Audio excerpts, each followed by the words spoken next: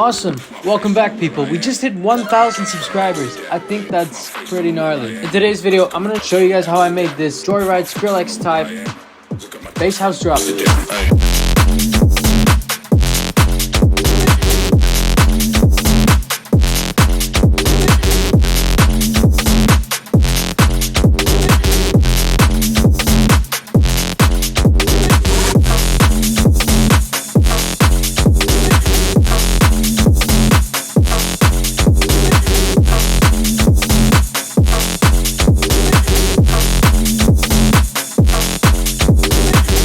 It's good to be back. I'll just say that. I've been gone from the channel for so long. But believe it or not, guys, on a Sunday night, we're back. Alright, so we're gonna break this video down in a couple different sections. First of all, the drums and percussion, which will be the longest and most important part of the video. Then we're gonna go into the bass line. Then we're gonna go into sound effects. And the last little bit will be just miscellaneous conversation about, you know, vox and vocals and other kind of stuff you can add to this to really make it a unique track. And now, as you know, this is a free FLP, so I invite you to download it and use it however you like. That's just how we roll around here. So on that note, let's get right into it. Let's take a listen to the kick and clap.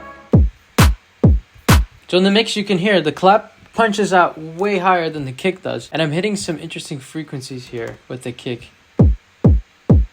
As you can see, there's some data on the real high end, which you don't need, but it just helps elevate your kick when it comes to the mix.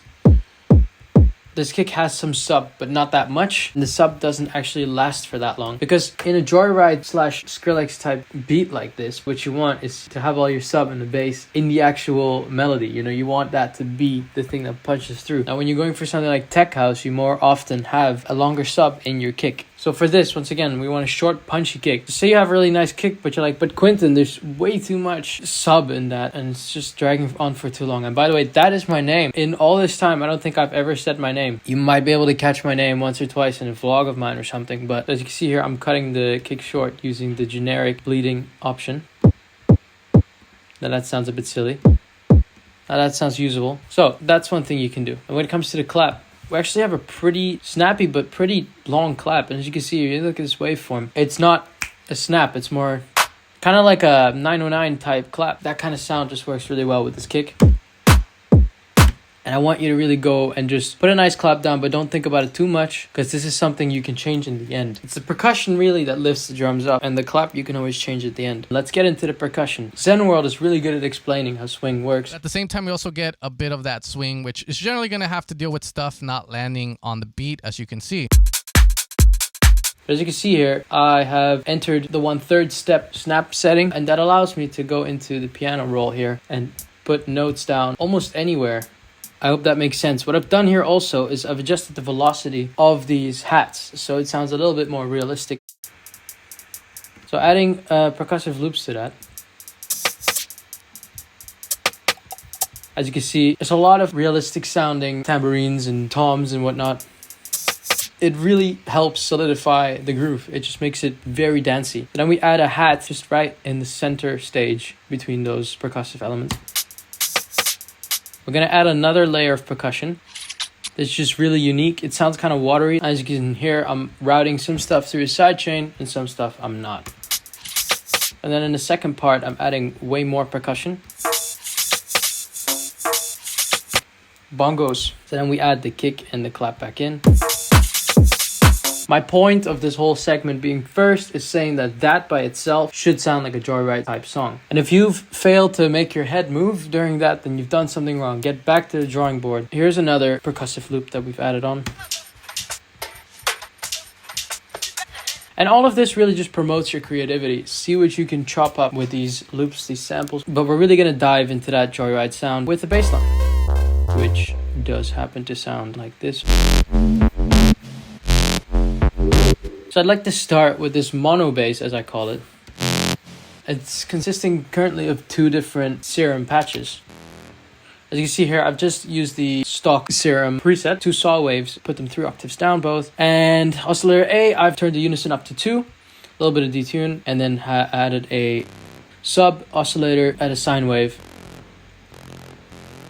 And as you can see, I am modulating the cutoff of this low pass filter with some distortion as an effect. And obviously here you can see I'm cutting off all the sub, adding a little bit of depth with an OTT, and adding a lot of reverb because this layer is to supplement this layer. So this is actually a preset from Splice, 2 sine waves that are mildly detuned along with a sub wave with a sub sine wave with a very nice and distorted sound. And to that I've also gotten rid of this sub and I've added a shit ton of depth using OTT, but I'm not adding extra reverb because we got all the reverb in the other presets. Along with this mono bass, we're adding a sub on every first hit. I mean, it's a sub, and then we have another sub that goes along with the rest of the bass line.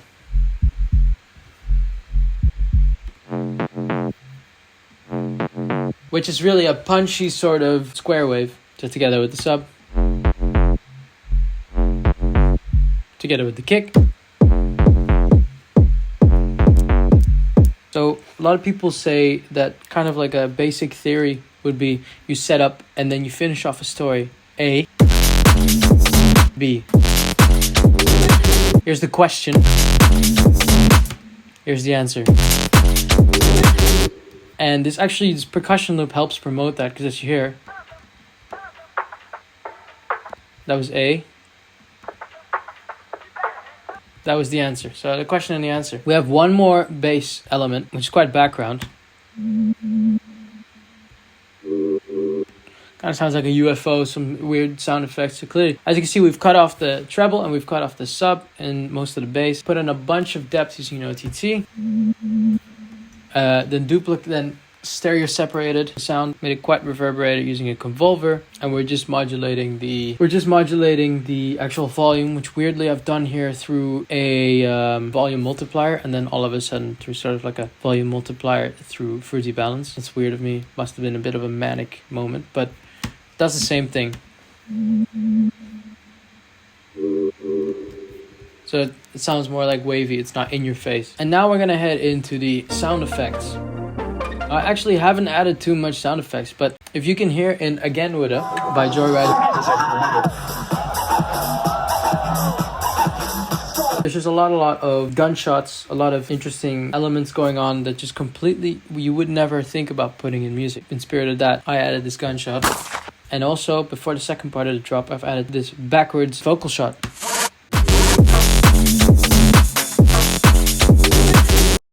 Anyway guys, thank you so much for watching, and peace.